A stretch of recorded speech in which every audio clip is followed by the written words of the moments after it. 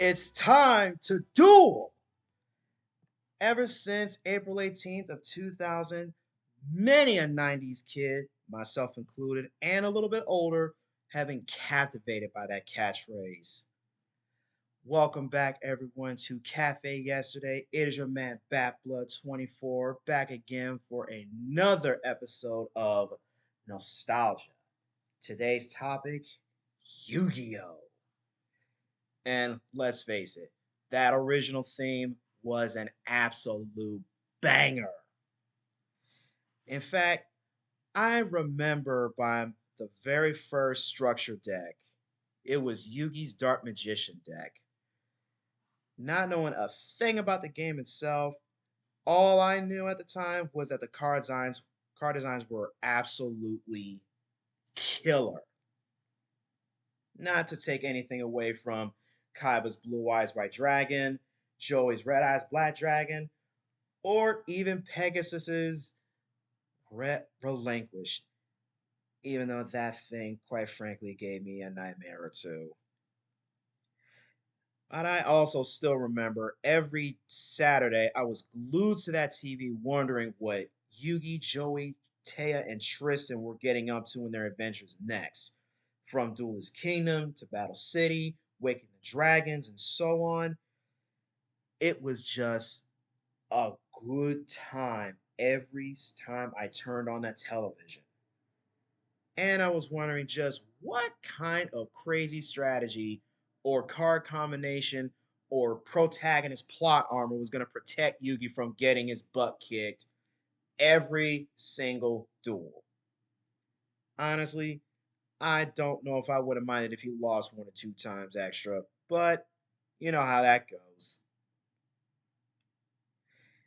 Now, back then, the best decks barely had much of a theme going on, so much as a few card combinations or a specific boss for the deck, such as, again, Yugi's Dark Magician and Kaiba's Blue Eyes White Dragon. The closest people who had anything to a theme were My Valentine with her harpies, Weevil Underwood with his insects, and Rex Raptor with his dinosaurs. Now, watching those duels play out, it was a chess match where you're trying to outplay and occasionally overpower your opponent. Mostly outplay. But watching those strategies play out and seeing if which opponent was going to outplay the other one first or best, it was engaging and intense. Then as time went on, new summoning strategies, archetypes, etc. were beginning to emerge. Now, while they had fusions in the original Yu-Gi-Oh, during GX, fusions started just absolutely taking off like a rocket. And admit it, everyone and their grandma was imagining Dragon Ball Z's fusion dance with all that fusing going on. I kid you not. Anytime I watch Jaden use polymerization, I could not stop thinking Fusion Ha from Dragon Ball Z. It just it just gave me the giggles every time I thought about it. But then we get to Yu-Gi-Oh! 5Ds, where they introduce synchro summoning. Now, while I honestly rarely built decks that use synchro summons, I did think they were pretty heckin' cool. I mean, Stardust Dragon, that is I don't know how I can describe that thing except a hopeful, powerful beast meant to protect. Meanwhile, you have Red Dragon Archfiend, the stuff of nightmares meant to just blow you away.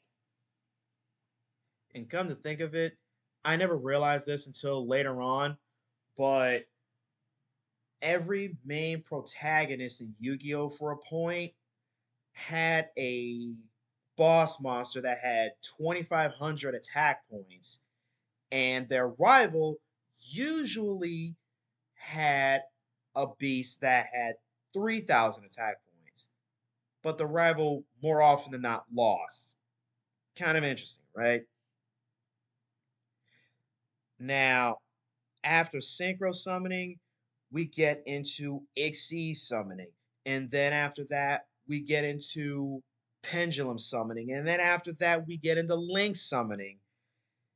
I'll be honest, after 5Ds, I started dying out from the Yu Gi Oh! Hype because even Ixie summoning, as simple as it seems, that's when strategies to me were starting to get just a little bit ridiculous.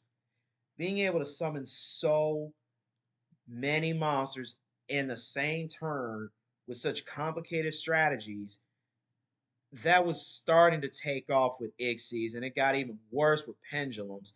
And then we get to links where that's just you have turns where I kid you not, you will fall asleep waiting for someone to finish their turn before you realize they went from 6 cards in hand and an empty field. Next thing you know, you're looking at 2 Ixies, 2 synchros, and a link summon bearing you down. And you're wondering, how in the everlasting hell did this happen? Quite frankly, all it does is make me wish for the old school Yu Gi Oh! To make a comeback. Well, it kind of did with the speed duel structure decks, but everyone's just sticking to the main line of these insane summoning techniques or strategies that to me make no sense. But if that's what you guys want to play, have at it. I still remember a series called Tag Force when you played on PSP. You were an original character, which everyone just called Red Hat Guy, and you went around in the universe of Yu-Gi-Oh collecting cards, having exciting duels with just random NPCs, and then getting into the actual story of whatever Yu-Gi-Oh season that Tag Force game was in. And on Nintendo DS, they had a game series called World Championship where they did much the same thing. Those days I so long for. I truly do. Now, I don't know if Konami or anyone else would do this, but I honestly think a 3D open world ish game would be possible. For example, a Hogwarts Legacy style game where they don't even they may make references to the Yu-Gi-Oh that we all know, to the stories that we all know, some of the characters that we know. They make references, but it's its own self-contained adventure, and you can carve out your own destiny. Maybe even decide, you know what?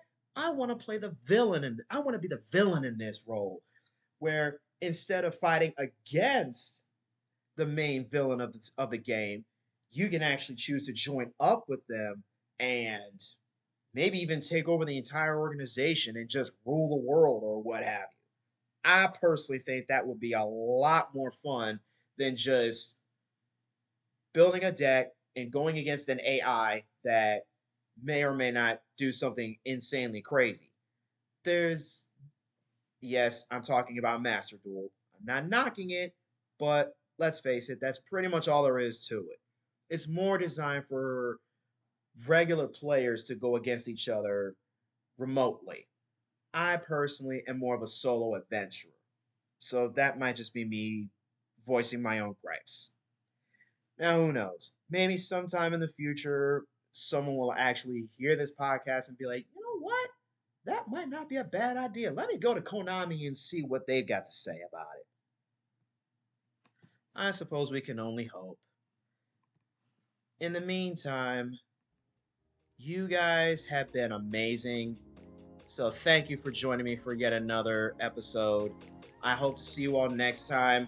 Be smart, be safe, and may the power protect you all.